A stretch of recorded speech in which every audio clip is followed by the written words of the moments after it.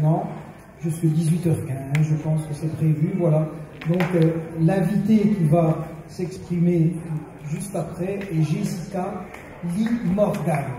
Donc Jessica Lee Morgan est la fille de Mary Hopkins, donc, qui est une chanteuse de folk, ainsi donc du célèbre producteur aussi Tony Visconti. Voilà. Donc Jessica Lee Morgan va nous parler de la carrière de sa maman, qui a travaillé, donc je ne sais pas quelle fonction elle avait, donc dans la création des Beatles, donc la maison de disques qui s'appelle Apples. Voilà, donc elle va nous expliquer un petit peu avec la vidéo donc ce que sa mère a presté dans ce label que les Beatles ont créé. Voilà, donc laissez-lui un petit peu le temps qu'elle s'installe et on va démarrer.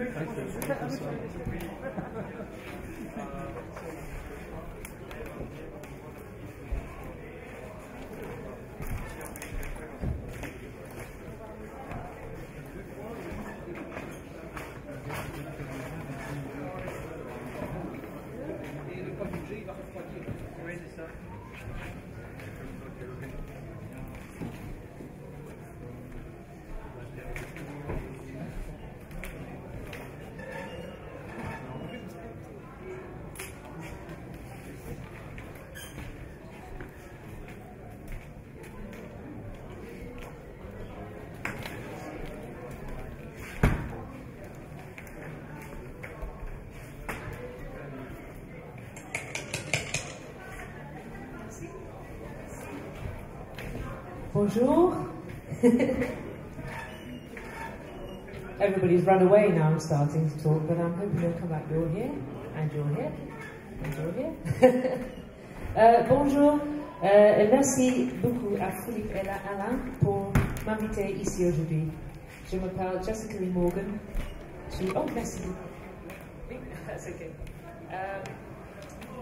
Je suis née Visconti et je suis la fille de Mary Hopkins et Tony Visconti. Où est Mary? Peut-être vous vous demandez pourquoi Mary n'est pas présente pour chanter à vous. Alors, elle n'est pas morte, elle n'est pas défigurée, elle vit encore, mais elle est retirée de l'industrie musique. Ça ne veut dire qu'elle est retirée de la musique complètement. Mary ne donne encore des concerts, ni télévision, radio, des interviews, etc. Elle vit en privé. Privé, merci. Philippe va m'aider. On a dit que les papiers qu'elle vit dans un château en France, ce n'est pas vrai, et on peut la contacter seulement par carrier pigeon, we say in England. C'est pas vrai entièrement, mais elle vit une vie tranquille, et alors je suis ici et elle est chez elle. À propos, Mary ne me dit pas de faire ces choses pour elle, mais elle dit que si ça me plaît, je devrais y aller. Je veux la représenter et je suis heureuse de pouvoir vous raconter son histoire. How am I doing on French? Merci. Elle chante. Elle adore enregistrer. Cette année, nous avons enregistré Those Are the Days, encore. Un enregistrement nouvel, sans orchestre, juste avec la guitare et piano et basse. Seulement avec moi et mon frère Morgan. Nous avons des copies à vendre à notre stand. Christian a les copies. Désolée pour ma français mal. Voici. Oh, ça c'est ma mère. Ça c'est le nouveau disque. Ça c'est moi à l'école, la première journée. J'apprenais à l'école, mais c'est un peu rouillé. Quand j'apprenais le français, la question était toujours « Qui êtes-vous? Qui sont vos parents? Que fait-il? » Tous les autres petites filles répondaient « Je m'appelle Lucy, mes parents sont Alice et Peter, ma mère est femme de la maison et mon père est banquier. » Moi, j'ai dit « Je m'appelle Jessica, mes parents sont Mary et Tony, ma mère est chanteuse fameuse et mon père est producteur de disques. » Et je me demande pourquoi les professeurs me forçaient de manger tout mon déjeuner, en particulier la crème anglaise. Je déteste crème anglaise. Elle veut me mettre dans la place. Put me in my place. They probably thought I was a real brat. Il y a 50 années, pendant Mary a enregistré et entré dans Abbey Road Studios pour chanter avec un orchestre. Elle a chanté cette chanson qui témoignait d'une femme plus âgée, mais Mary n'avait que 18 ans. Elle a été sauvée de ses examens A-levels. Elle dit qu'elle avait de la chance parce qu'elle ne faisait pas du travail. Son carton d'art n'avait que 6 dessins. Elle savait qu'elle allait être en sécurité. Elle allait chanter d'une manière ou d'une autre. Elle avait confiance. She says, I don't remember having any ambition to be a successful singer or anything. I grew up singing and took it for granted that I would do something. But I had no ambition to be in the music business or anything, or even to be a musician. I just enjoyed music, which says something about how ambition is not all it's cracked up to be. Vous avez compris l'anglais? Oui, un peu. Mary grew up singing. This is her in junior school. Voici Mary, ici. Born in South Wales, I think it says in the programme, I'm going to switch to English because I'm tired. It says in the programme, elle est anglaise, mais elle est galloise. She was raised in a culture of music. Most children of my generation were encouraged from an early age to sing. They used to put them on a kitchen chair and say, sing for the family. And then they competed in school and what we call Eisteddfodau, which are competition concours de la musique et de l'art, poésie, etc., which instilled them with confidence on stage. So, and she also sang in tabernacle, in chapel, church, from a very early age. I think we have a recording of her singing in a tiny little voice. She goes, it's brilliant. She says, my grandmother bought me my first guitar when I was 13 ans, and I took to that very strongly and quickly. Learning from my heroes, Joan Baez and Pete Seeger, his songbook, I just sang at school. My sisters were 18 and 21, both at university. They often brought home great music. The Shadows, Apache, Peter, Paul and Mary. My sister Wendy brought back a Joan Baez album, and I ended up being enchanted by that. It helped me with my finger-picking styles. She's much better at that than I am, as you could see earlier. I never thought of going into the music business at all. She joined her first band, called the Selby Set and Mary, and they cram into a tiny car, she says, all 4 of them, in a Morris Minor, with the bass drum on her lap, and sing around the working men's clubs. I think just the top 20 chart hits. Si vous ne comprenez pas, levez les mains et Philippe va expliquer tout. And this is Mary at grammar school, dans le centre. Voici la famille. Ça c'est grand-père et la grand-mère de Mary, elle est à la droite. Et sa mère et sa sœur, and husband and nephew. This is them outside their house in Pontedower where they grew up. And Mary overlooking Pontedower avec sa guitare. This poster, there's a story about this poster. It was the day that Mary and her sisters saw the Beatles play in Llandudno, which is in North Wales. They walked up the tallest mountain in Wales that day, on a summer's day, and they ran down in half an hour, which was very quick. After the Beatles gig, they went round to the stage door, and of course a surge of screaming girls surged towards the car, and Mary found herself flat up against the window, like this, not screaming. She was the only one who wasn't screaming, her and her sisters. And she found herself locking eyes with John Lennon. And he was looking at her, and she was looking at him. And then 5 years later, she said she walks into Apple offices and those eyes were looking straight at her again. I don't know if he must have remembered, who knows. And meanwhile, my auntie, Carol, being the kind of person she is, ripped this poster off the wall. And recently, a couple of years ago, she gave it to me and she said, you can sell it. So I sold it for a lot of money. Who knew that a piece of paper would be worth so much? Carol was very happy. I did give her the money. It's all right. So Mary says, the Beatles have been her idol since she was 13 when they started. It was thrilling for me. I thought, why? Why are they signing me, this little schoolgirl? But I thought, well, I'll enjoy it. So I sailed through that first year, and a very busy year it was too. They were all very, very lovely to me, and she's got very happy memories of those days. By the age of 16, she was on Welsh television and made an EP with a local label called Cambrian Records and recorded 4 songs. Her agent put her name down for a TV talent show called Opportunity Knocks. She was mortified when she found out, but her agent, whose name was Bert Veal, can you imagine, Bert Veal, Bert Duveau, he said it would be good for the experience, so she did it. She went on, she played a song, Turn, Turn, Turn, by Pete Seeger. Twiggy, the model, saw it, and she told Paul McCartney, who was recruiting people for his new record label. He sent a telegram to Mary, tracked them down, asking her to call Peter Brown at Apple Records in London. And Mary left the telegram on the mantelpiece for a couple of days until her mother said, you know, it would be polite to call back. So she called back, and this Liverpudlian accent said, you know, would you like to come to London? And Mary said, well, I don't know. I have to ask my mother. So he spoke to grand-mère, my grand-mère, and my grandmother decided that it was indeed Paul McCartney and that they could go to London. So, she says, the morning I was making my first visit to Apple, people were out on the streets of Pontardawe because they knew a car was being sent for me and my mother, and they thought Paul was going to be driving it himself. That's what Welsh people are like.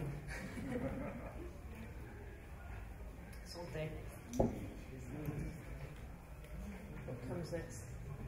And once Mary had signed up to Apple, Paul had the song in mind for her already. He'd heard an American duo called Gene and Francesca at the Blue Angel Club in London, and he'd heard their song a couple of years before, and he said apparently, "Ooh, that's a good little song. If it hadn't been written, someone would have to write that."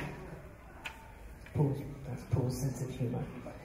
And Gene had written the lyrics to an old Russian folk song.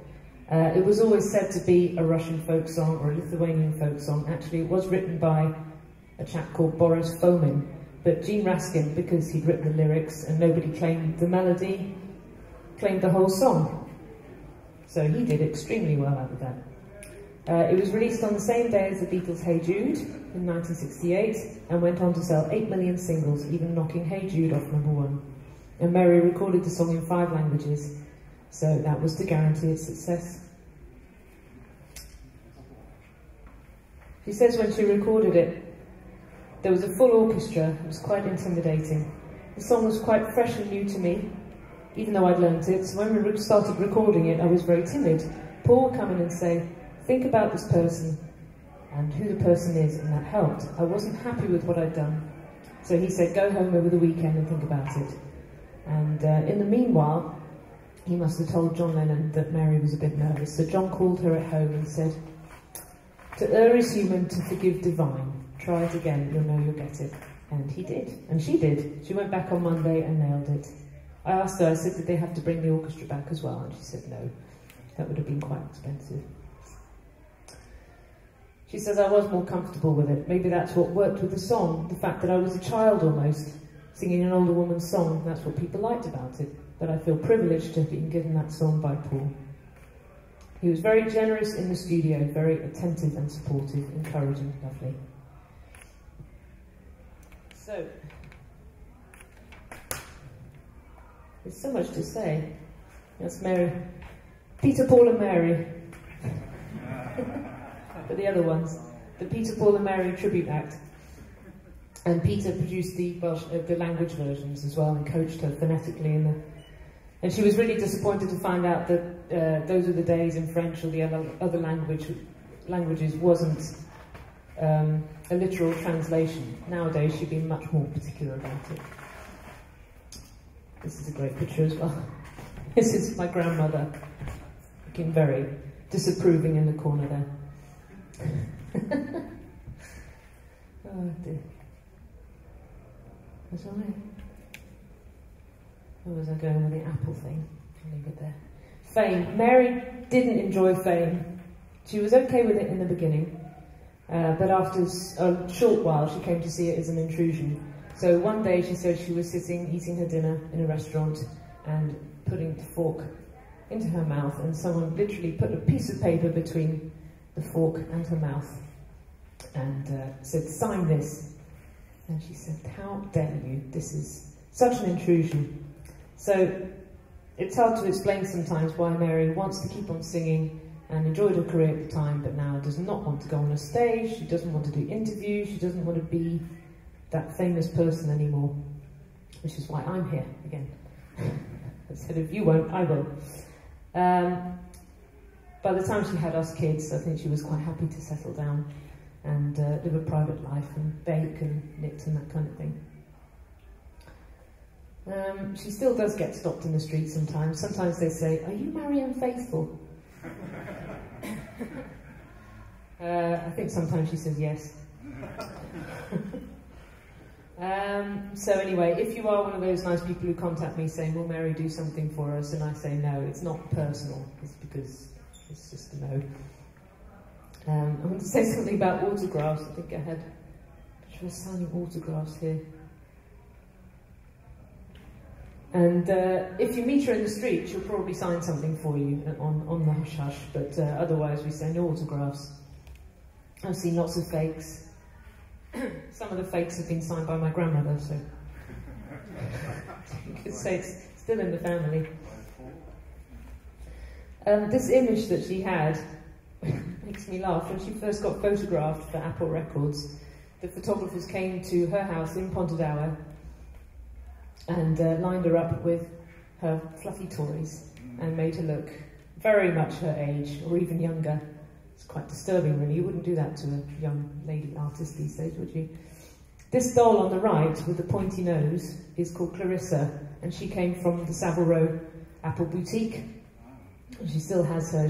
She's about this long, really skinny legs, and this big carrot nose.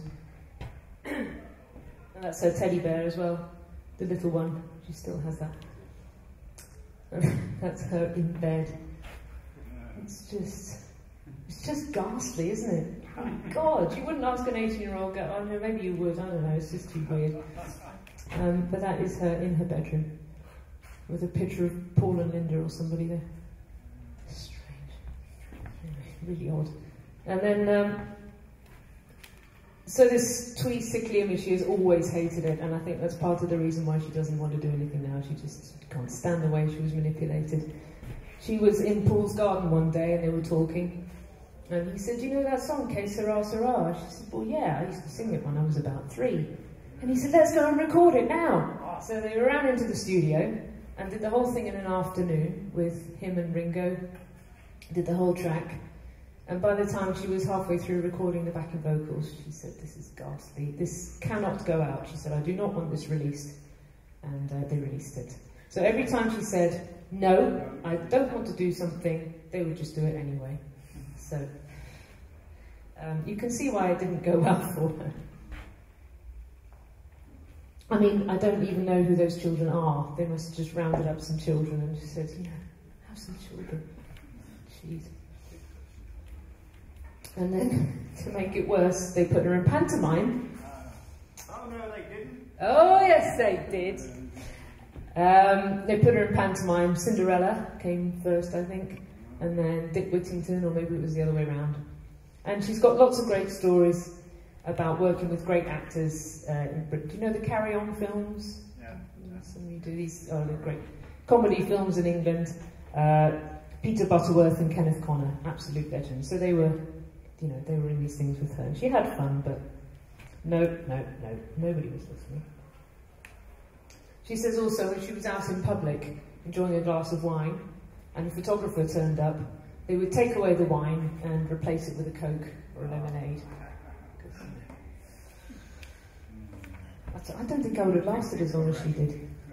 Her in her massive dress. She did tell me that one night she was on stage and they brought the white mice in, which are part of the plot, in a cage, 2 of them. And she turned to the mice and then turned back to the mice later on, and there were more of them. So the mice had done what mice do and produced lots of baby mice right there on stage. I was going to say something about the context in which she arrived, but there's been plenty said about that today. There's a great exhibition there at the back of what happened in 1968. There was the war and the rioting and the assassinations and all, people ripping their clothes off and gosh knows what. And Mary came along, you know, this very youthful, sweet, saintly image, and maybe that's why she stood out. That's what we like to think anyway. At Apple, she says she has lots of fun. She did sing, if you might read elsewhere that Mary did not sing on Let It Be, she did sing on Let It Be, but it has been put about that she did not sing on Let It Be. She said, I sang a whole choral part with George and Linda, and the 3 of us stood round one mic, and George was singing up high with me, and we did a few takes, and that was that.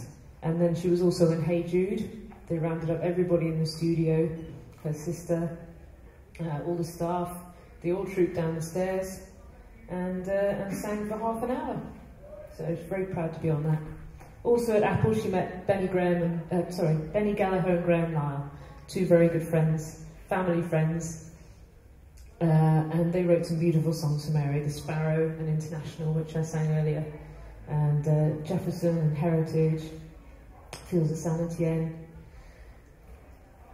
It took a while, apparently, from Mary to nag Paul to get the rest of the album out. Sorry, that's what I'm trying to say. So she had the single, and she was touring on the single, and all the songs she already knew, but she did not have an album. So she nagged him, and then I think he wrote Goodbye just to keep her happy, and then they recorded the rest of Postcard. And it was released, I think, the following spring, 1969.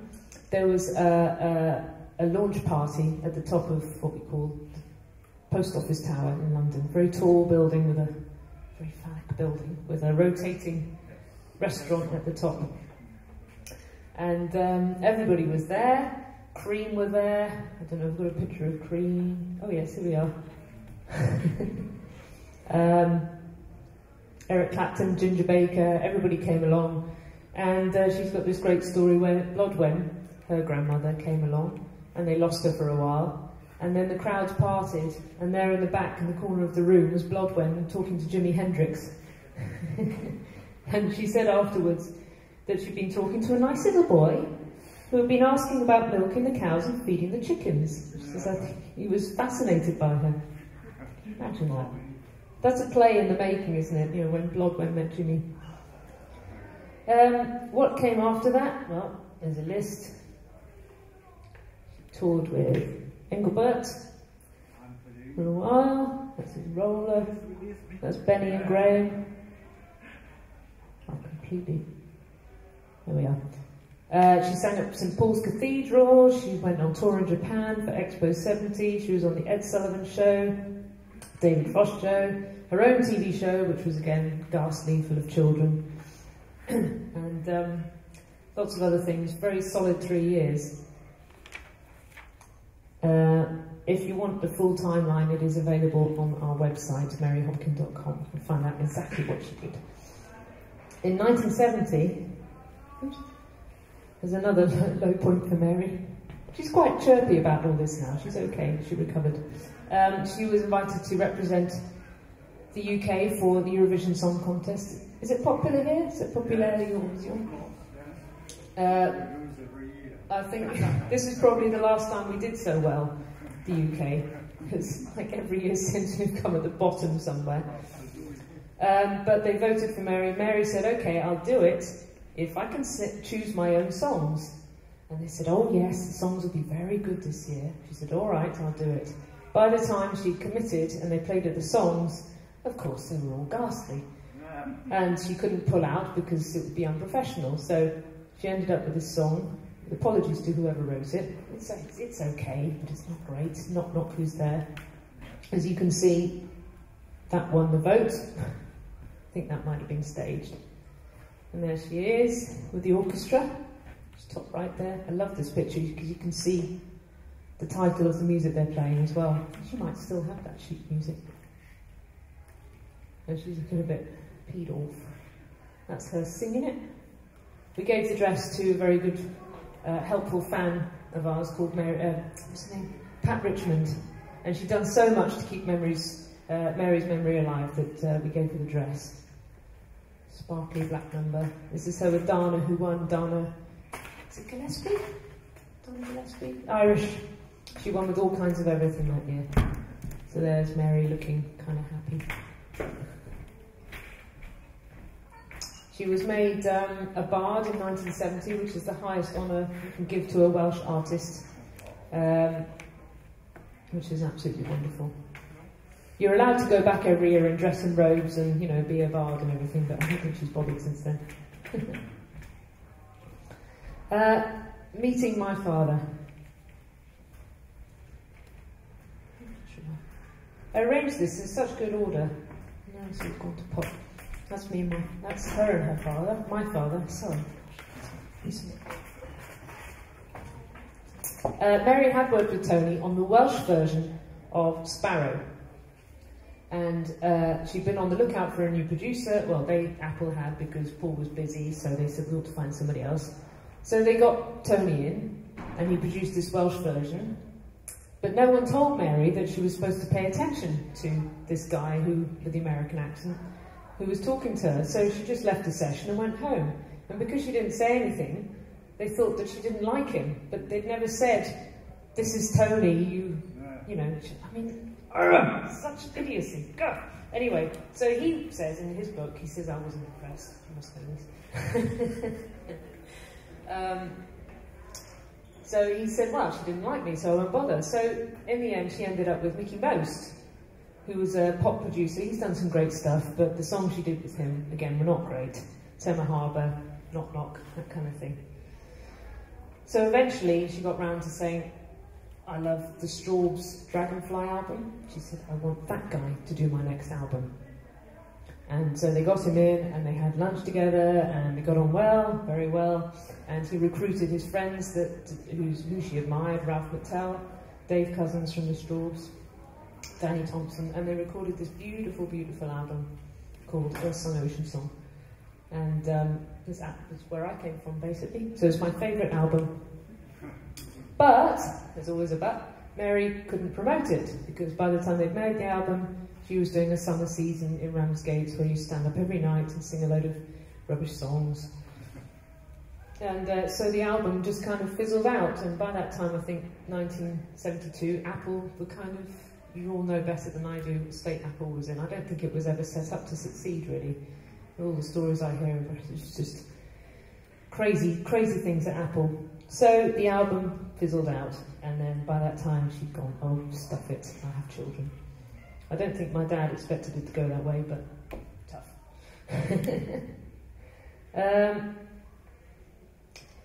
So Mary and Tony recorded several songs together, all the time though. She didn't stop recording, and we have since released them on Mary Hopkin Music, and there are very scarce. Chris didn't give out enough flyers. You're supposed to spread them around. Oh, there you go, you got the flyers. So there's albums on there that Mary and Tony had recorded together, and we put them out starting from 2005, 2006. They're absolutely beautiful. Some of them were leftovers from Earth Song, Ocean Song. One by Liz Dawson, who wrote the title tracks, is With You or Without You by her. Just loads and loads of gorgeous stuff. They had people like Lawrence Juba, who played guitar for Wings, B.C. Cole on pedal steel, all sorts of legends. So I strongly recommend checking those albums out. And then, after the contract with Apple expired, she let it go. She recorded loads. She guested on a lot of things. She guested on Dear Lord by Thin Lizzy, Sound of Vision, David Bowie, lots of other songs, Peter Sarsted album, Tom Paxton, I believe. Always happy to do backing vocals because she loves recording. This is one that they did together with their friend Andre Lloyd, who was a dancer in the summer season at Margate, which he hated, but a good thing came out because they were good friends. This is my father looking like Dave Grohl from Foo Fighters. He's since become good friends with Dave Grohl. And then Mary joined a couple of bands, one being with Sundance, with a chap from ELO, Mike D'Albuquerque and Mike Hurst. And they made an album together and went on tour with Dr. Hook. This is another look at that glitz. Cool. Lovely. It's one of her favourite belts. I've still got that belt. I've pinched it from her. This is Oasis, which was lovely. Lovely music, very loungy, lovely music with Peter Skellern, Julian Lloyd-Webber, who appears to have acquired une singe, like Adi young singe. Mary had a terrible hairdo. Isn't it dreadful? God, poor thing. It's all her own hair. Anyway, also she sang on Rachel's song for the Blade Runner soundtrack, which is beautiful. It didn't make the film, but Vangelis loved it and he put it on the soundtrack album. We have some of those for sale. She was in a production of Under Milk Wood, produced by George Martin, which was a Welsh play for voices, a famous play for voices. There was Anthony Hopkins, Jonathan Pryce, Catherine Zeta-Jones, Sean Phillips, and they did a live performance at Air Lyndhurst, and Prince Charles was there. I was there, it was wonderful. I appear to have random bits of paper in my presentation. I want to say, oh, there's bits in French, I'll read it in French. Je veux dire à ce point que Mary and Tony ont enregistré Those Are the Days and Goodbye en 1977. Not very good at numbers. These versions were released on KTEL, a label which is known for re-recordings of hits. There's the evidence. Oh, who put this together? This is the 2-inch box. Those Are the Days, Goodbye, and Another Day, which is by Mary, which appeared on one of those albums. They recorded them because apparently that's what you should do. You could have another contract. So there's a contract that says it's for vinyl and tape, cassette, 8-track cartridge, which dates it somewhat, and that's it. So they made their money on that a little bit, and then after that they carried on. Somebody carried on licensing these 2 tracks out for compilations, you know, greatest hits of the 60s, that kind of thing. Some by KTEL, some by others, and they're all out of contract, and Mary doesn't get a penny. So. And I haven't got the means to sue them all. So that's a massive pain in the rear. So what we did was we just took them back and we put them out on the new version. Chris, can you hold up for Those Are the Days? So we released them digitally. My glamorous assistant, Christian. So on that, there's the new recording. There's a live version of Those Are the Days, then there's these 2 1977 recordings, and so those are getting some airplay now, which is nice, which means that Mary gets the money for those. But these other ones I can't chase around the world suing. I have to watch my language, don't I? I'm not allowed to swear. Anyway, but Tony, the interesting thing, so you can tell them apart. The original, Those Are the Days, opens with a cymbalum, you know, the hammered instrument. And the re-recording is all mostly Tony playing it, but he transcribed note for note the arrangement by Richard Hewson. He's very impressed with Richard's arrangements, and played some of the things himself, and he played the mandolin. So the new one opens with the mandolin and the old one with the cymbalum. So please support our versions. So that's Mary in Margate, or Broadstairs I think it was. And she shot the cover for Water, Paper and Clay, and Jefferson from sur nos chansons.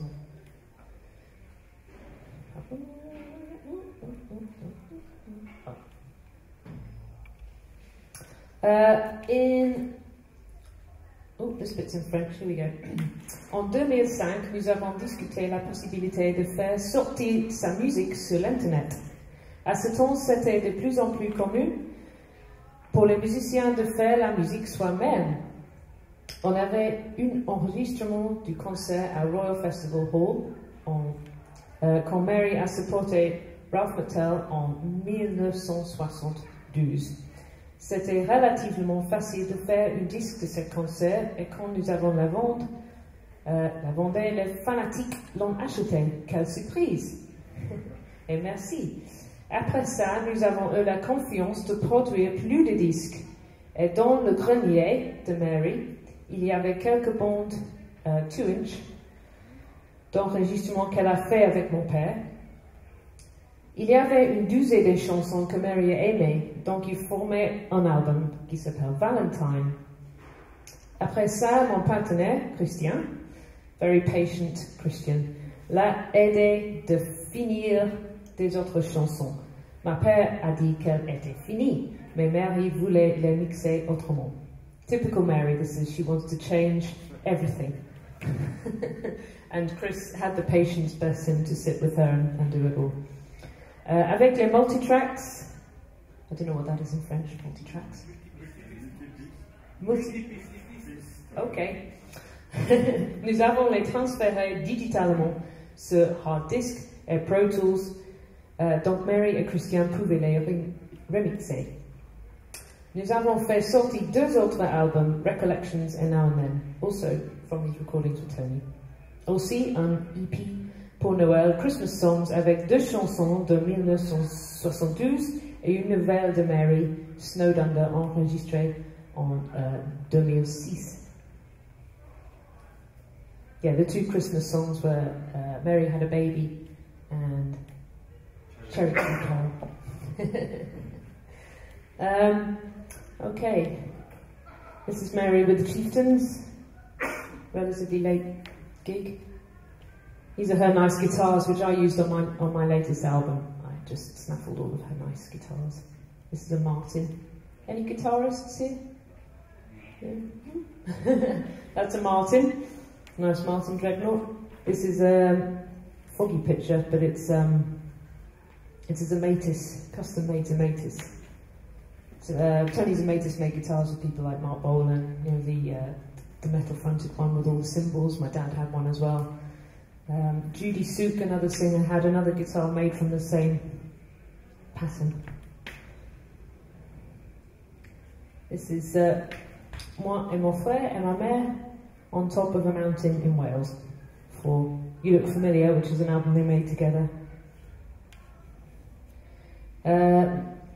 They started it en 1992 et puis nous avons le sorti en 2010. You Look Familiar est composé de la musique de Morgan et les mots et mélodies de Mary. En cette année, j'ai sorti mon album I Am Not.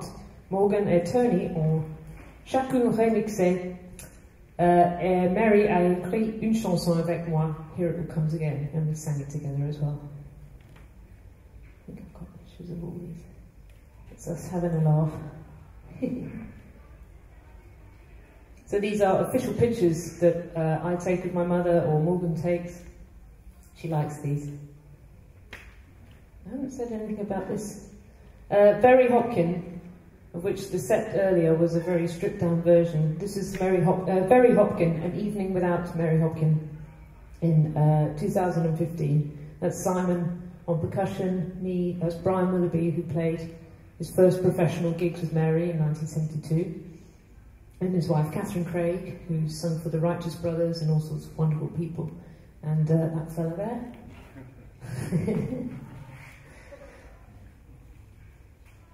We also, so here are the albums. This is Festival Hall, our first release, and I didn't really know what I was doing. These are the archive albums. Mary has done all of the artwork as well. Christmas songs. There's one in Welsh there, that's a Welsh carol on the far right there, which we sang together, us three, Mary, Morgan and me. You look familiar.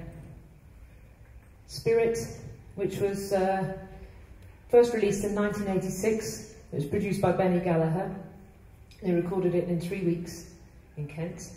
The label went bust and disappeared, so copies were selling for like £100, £200 on Amazon, on eBay, and I thought, well, I want some of that. So I had to set it out exactly as it was. I said, if we change it or remix it, then the original will still be a collector's item. So the only thing we changed is the artwork. And Mary did a new cover, self-portrait for it. So it's another way of claiming for our label. You know, again, they weren't paid at the time, it wasn't promoted at the time, so we claimed it back. This is a really lovely album. Some fans say it's her best one. It's completely stripped down. A lot of them are simply demos that she recorded herself. Played the piano, played guitar, a couple with other friends, Brian and Benny. And again, she did the artwork. I'm thinking of making a painting by numbers colouring in book for grown-ups. And then this one, which we're particularly proud of, I said we can't let the 50th anniversary of Those Are the Days go without celebrating it in some way. So I locked her in a cupboard earlier this year and said, you're not coming out until you've re-sung this song. So, not really. I recorded the guitars, and I think a piano guide, then the guitars at our studio. Then I went to see Mary in her studio, and we recorded her vocal. Then we sent all that to Morgan in America, and he recorded his bass guitar, and then he mixed it, and then he sent it back to Mary, and she said, okay, that's good, and then we put it out. So this is how we work. It's great. You don't have to send tapes, or you don't have to meet each other anymore. You can just ping tracks over the internet. So I started Mary Hopkin Music so that Mary could release music the way she wanted to. So the occasional video, there's one of Gold and Silver. I think it's had about 127,000 hits on YouTube. I wish we'd sold 127,000 copies, but we haven't. No performances, no interviews. Occasionally I can twist her arm, but not very often. And yeah, I think I've covered the art. Because we're a family of artists and photographers, Mary's grandfather was a photographer, her mother was a painter, both sisters were painters, my brother's a photographer, and so we set up a gallery, morganhopkin.co.uk, which sells prints and things like that, so we're very proud of our artist family. So that's it really. Merci. Let's say this. Merci encore de m'inviter ici aujourd'hui. It's been an absolute pleasure to meet everyone today, and I'm really pleased to have the chance to tell Mary's story myself. And I really hope that if you haven't found us already, we're out by the stage, the other side, selling all of these CDs, and I don't really want to take them home, so if you would do us the honour, that would be great. But thank you very much.